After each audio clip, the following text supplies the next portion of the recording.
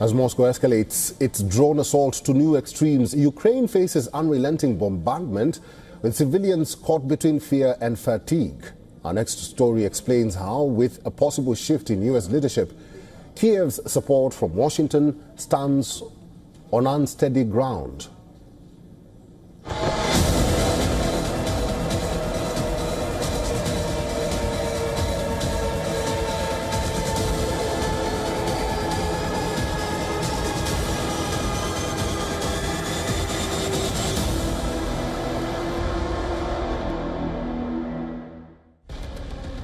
Drones swarm Ukrainian skies.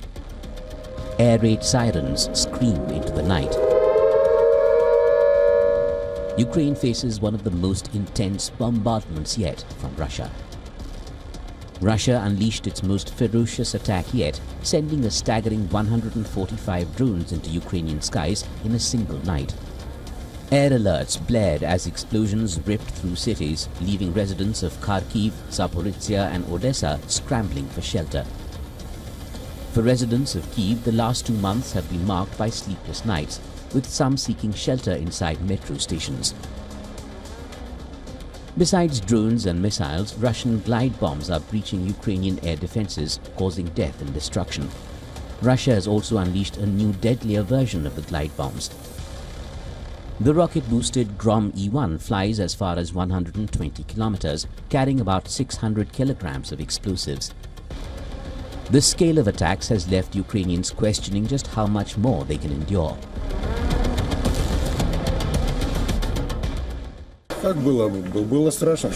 How was it? It was scary. I heard the sound of the drone. Then the sound faded and then it hit this house. I was thrown to the ground with a blast wave.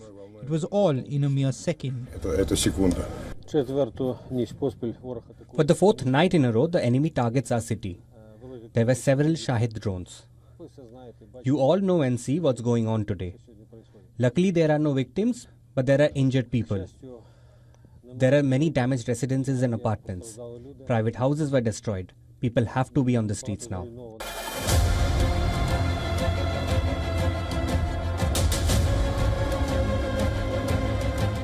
The massive Russian drone attack came after Kyiv unleashed 34 drones towards Moscow, the largest attempted strike on the Russian capital since the war began.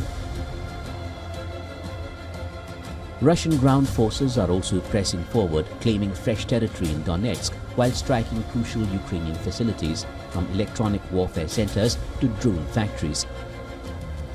Despite Ukraine's defense efforts, its military units are growing increasingly stretched along the extensive front lines. The looming prospect of a Trump return to the White House has cast a shadow over Kyiv's support from Washington, which has been vital for its survival. Ukrainian President Volodymyr Zelensky warns that any easing of US resolve against Russia could embolden Moscow, leading to heightened aggression and threatening Ukraine's position in the war. Bureau Report, WION World is One.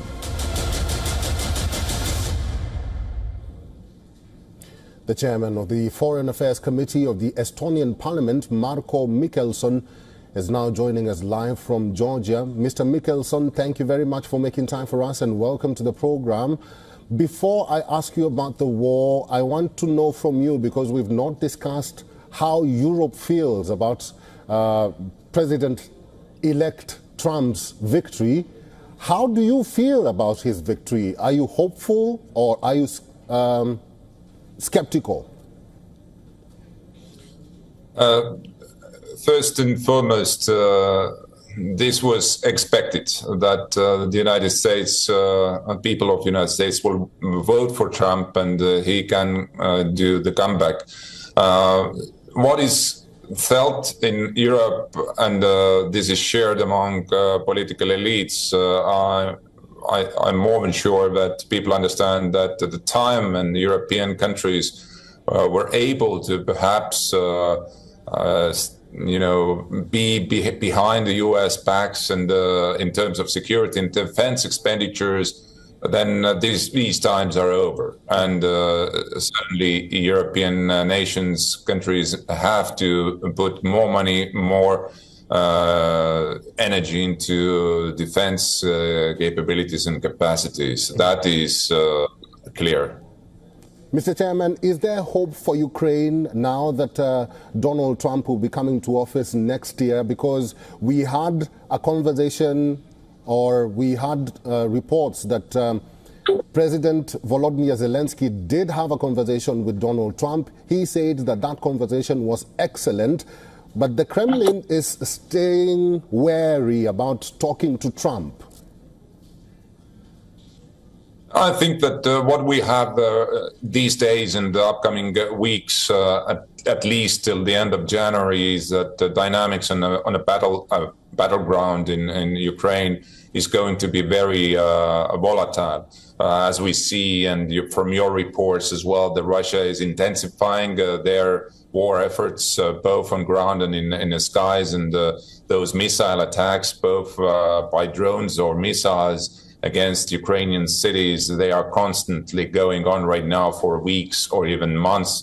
And while Ukraine is getting closer to the tough winter time, I'm more than sure that Russia will intensify their efforts to demolish critical infrastructure and to really terrorize Ukrainian society.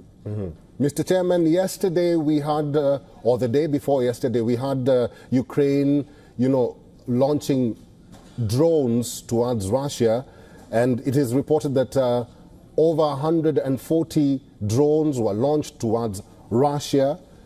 But Russia has downplayed that, saying that it will not have any impact on the war.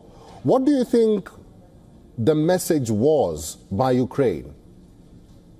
The message was clear that Ukraine has already capabilities built by their own capacities of missiles and drones specifically, which can be in their numbers, quantities and qualities dangerous for Russia, and these attacks, which are not only, of course, being targeted the frontline areas, but strategic assets hundreds of kilometers from Ukraine, show that Ukraine has autonomous, let's say, readiness and capabilities to engage certain Russian strategic sites in distance. And most likely these numbers are going up. All right, Mr. Chairman, finally and very quickly, how do you foresee the next 2 months before Trump gets into office will look like?